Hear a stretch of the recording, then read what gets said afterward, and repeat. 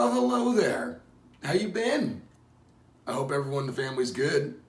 But before we get into all that stuff, now that I got you here, I want to talk to you about something really special. I want to talk to you today about a distortion pedal known as the Boss MT2, otherwise known as the Metal Zone.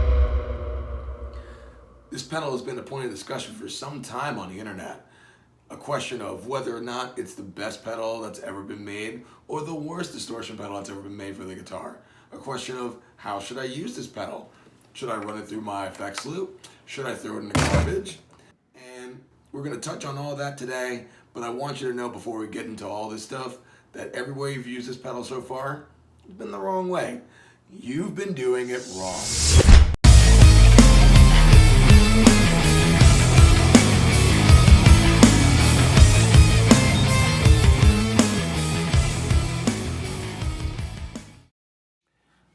Hi there, Miles here. So, like I said, we're here to talk today about the Boss MT2 Metal Zone. Now, there's a bunch of videos all over the place on YouTube talking about running a Metal Zone through the effects loop of your amp. What's the best way to use a Metal Zone? Is it worth using? Is it the worst guitar tone there ever was? And truth be told, you can find a functional way to use this pedal, but you have to use it the right way.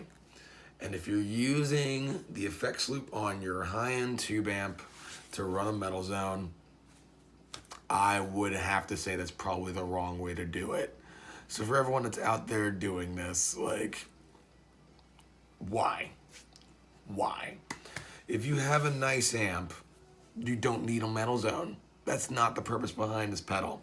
The reason why I got this pedal in the first place was because all I had to work with was a very old solid state combo amp, and it only had overdrive on it, which really didn't have any gain to it at all. And I wanted to get the sound of Dimebag Darrell or Vernon Reid, all these guys that are playing super high gain guitar and getting like really chuggy palm muted parts, just like some real meat on the bones. And I couldn't do that with just the amp alone. So I'd gone through a couple different variables before reaching the Metal Zone at the time that I got it. But once I got it, it was doing exactly what I needed it to do. And it made any guitar that I plugged into this single amp sound great. And that's what makes this pedal great, is that it can take that amplifier that you got as a practice amp, maybe with your starter kit guitar that came with a combo amp and a guitar strap, all in one box, and it makes it sound like something more than what you got.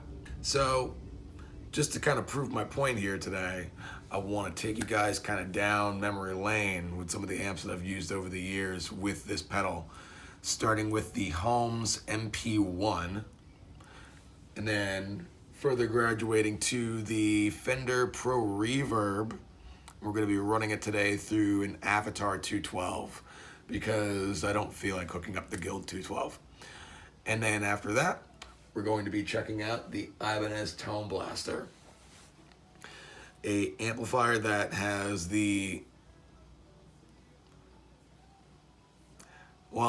don't want to say it has the worst overdrive channel because I simply haven't tried out every amp there's ever been in the world, but I would imagine it's up there. So for today, just to kind of go along with the whole theme of this video, I'm going to be using my Fender Telecaster. Now, it's not necessarily a bad guitar. It's actually a really nice guitar, probably one of the nicer ones that I own. But when I think of metal, I don't think of Telecasters in the traditional sense. Full disclosure, I do have the Seymour Duncan's Hot Rail mini humbuckers in the bridge and neck positions on this guitar. So it gives a little bit of a beefier tonality, but still it has that Telecaster twang to it. So we're gonna see how it transmits using the Metal Zone. So without further ado, let's check this all out.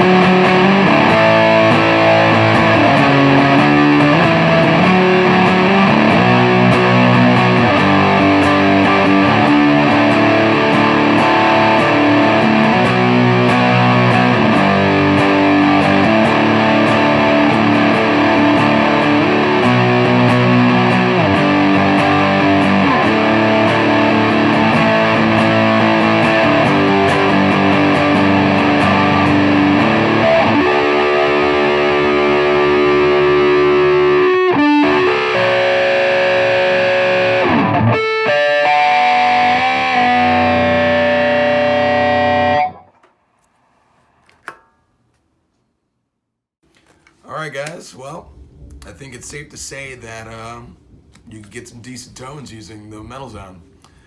This pedal doesn't cost a lot of money. It gets a lot of ridicule, but you know, it really is worthwhile to check out. Is it something that I would bring to the studio? Probably not. When I was growing up, I would bring with me for certain recording sessions back in like high school and my early years in college, but I also didn't have the same flexibility that everyone has now. You have all the different digital amp simulators that are out there, and there's so many options that are available, not just in terms of digital software, but also just physical pedals.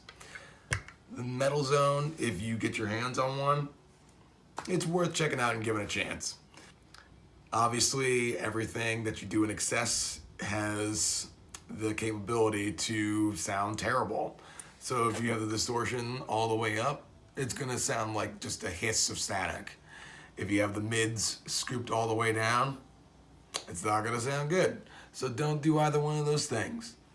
If you're running this through the effects loop of your amp, I guess it'll work, but that's truly not where I see the full function of this pedal. But yeah, overall, I think everyone should give the Metal Zone a little bit more of a chance. It's a great little guy. Plus he's gray and orange. That's metal. It's metal AF. I'd say so. With all that said, everyone, thank you so much for sticking around. I'm Miles, and I will see you next time.